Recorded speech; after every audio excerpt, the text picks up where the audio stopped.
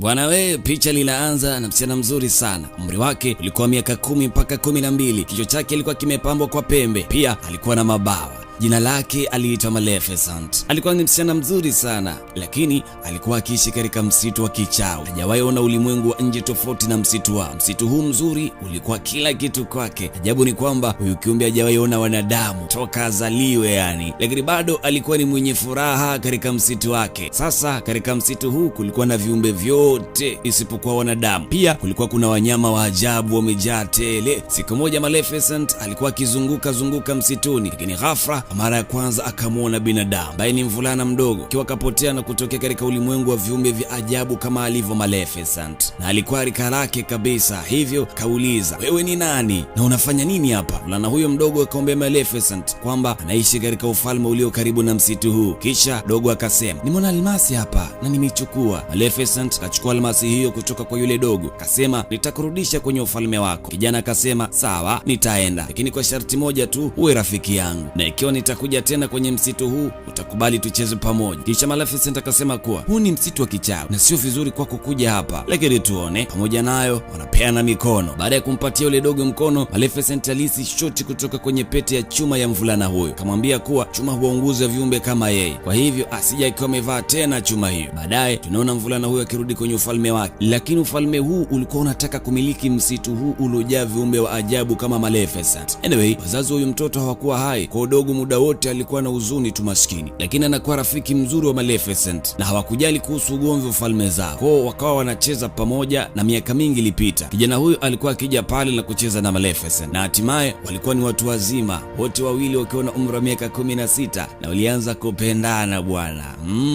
Patamu hapo. Ilifika hatua Maleficent aliamini kwamba wanadamu sio viumbe wabaya kwao, wao ni wazuri tu, lakini hakujua kuwa wanadamu wamejaa chuki, tamaa na roho mbaya. Sasa licha ya kuahidiana mambo mengi, siku nyingi zilipita bila yule kijana kurudi katika msitu wa bidada Maleficent. Hii ilimfanya bidada huyu kuingiwa na huzuni, lakini anakumbuka ahadi moja kuhusu mvulana huyo. Alisema, nitakapokuwa mkubwa nitamiliki ufalme wangu, ufalme wote utakuwa chini yangu. Hii ina maana kwamba bidada hakujua kuwa mvulana huyo alikuwa na tamaa ya pesa pamoja na madaraka. Lakini siku moja Maleficent akiwa msituni, kwa mbali aliona kwamba mfalme wa ufalme mwingine anavamia msitu wao akiwa na jeshi na farasi wengi ili kuuteka msitu huu. Maleficent alikuwa ni mlinzi wa msitu wake, alijua sana kuulinda msitu huu. Binti huyu nikwambie tu alikuwa na nguvu sana, anapaa angani. Akamwambia mfalme kwamba huwezi kuteka msitu wetu. Mfalme akasema kwamba kae mbali, la sivyo atamuua. Kisha anaamuru jeshi lake limuue Maleficent na akabidhiwe maiti ya kiumbe huyu. Sasa jeshi la mfalme linasonga kuelekea msituni, lakini wanakuja viumbe wa ajabu wakiwa wameketi juu ya farasi kutoka msituni, kaanza mashambulizi. Sasa mfalme na jeshi lake walipigwa vibaya mno. Wanadamu wote walikimbia kutoka huko kwa hofu kwamba huu ni msitu wa kichawi na hatuwezi kupigana nao. Kisha mfalme anarudi kwenye ufalme wake. Mfalme alikuwa mzee na dhaifu sana, aliwakusanya watu wote akawaambia kwamba ninyi nyote mnajua kwamba kuna hazina nyingi katika msitu huo, na tangu mwanzo niliwaahidi kuwa utaumiliki msitu huo, lakini kwa sababu ya hali yangu siamini kuwa naweza kwenda huko na kupigana, lakini naahidi kwamba yoyote atakayemuua Maleficent nitamuoza binti yangu. Kisha kati yao kuna mvulana mmoja anatokea na anasema kwamba nitaenda huko kumuua Maleficent. Utashtuka baada ya kusikia huyo kijana alikuwa ni nani. Huyu alikuwa ni Stefan, ni yule mvulana mdogo alikuwa akicheza na Maleficent utotoni. Sasa Stefan anafunga safari na kuelekea katika msitu wa Maleficent. Baada ya miaka mingi anaenda huko na Maleficent anamuuliza, ulikuwa wapi miaka yote hii? Je, hufikiri kuhusu rafiki wetu? Asema kuwa naomba unisamehe, nilikuwa busy sana, lakini sijakusahau hata kidogo bidada. Na hapa nimekuja kukuambia kuwa mfalme wa ufalme wetu anataka kukua, hivyo naomba ujilinde na niko hapa kwa ajili ya ulinzi wako. Kwa mwamba akamwambia binti kwamba amekuja kumlinda bwana. Anyway, baada ya hapo wanaanza kuzungumza. Bidada Maleficent anasema nimekusamehe kwa sababu hakujua kuwa wanadamu wanaweza kuwa wabaya, lakini yeye anamwamini Stefan. Upande mwingine, Stefan alikuwa mtu mwenye pupa, anamlazimisha kunywa dawa aliyomwekea katika maji na Maleficent anazimia. Baada ya hayo, Stefan anachukua kisu na alikuwa karibu kabisa kumuua binti huyu, lakini anashindwa. Asubuhi iliyofuata Maleficent anapoamka anakuta hana mbawa. kulikuwa na majeraha tu katika mgongo wake. Kuna hivyo Maleficent hakuamini macho yake, anaanza kupiga kelele na kulia kwa sababu mabawa yake mazuri yalikuwa yamekatwa na mzee mzima Stefan. Sasa yeye hakuwa binti mfalme mwenye mbawa tena. Kwa upande mwingine tunaona kwamba Stefan anafika kwa mfalme huku akiwa na mbawa za Maleficent. Anasema, tazama, nimekamilisha ahadi niliyoweka nanyi. Mfalme anafurahi naye huku akichukua mbawa zake, anamfanya Stefan kuwa mfalme wa ufalme huo. Hapa ndoto ya Stefan pia imekamilika. Kwa upande mwingine tunaonyeshwa Maleficent akiwa msituni. Alikuwa na huzuni kwa sababu hawezi kuruka sasa. Alikuwa akienda mahali fulani huku akitembea kutoka msituni. Anaona mwindaji anakaribia kumuua kunguru, lakini Maleficent hakupenda kabisa tukio hili.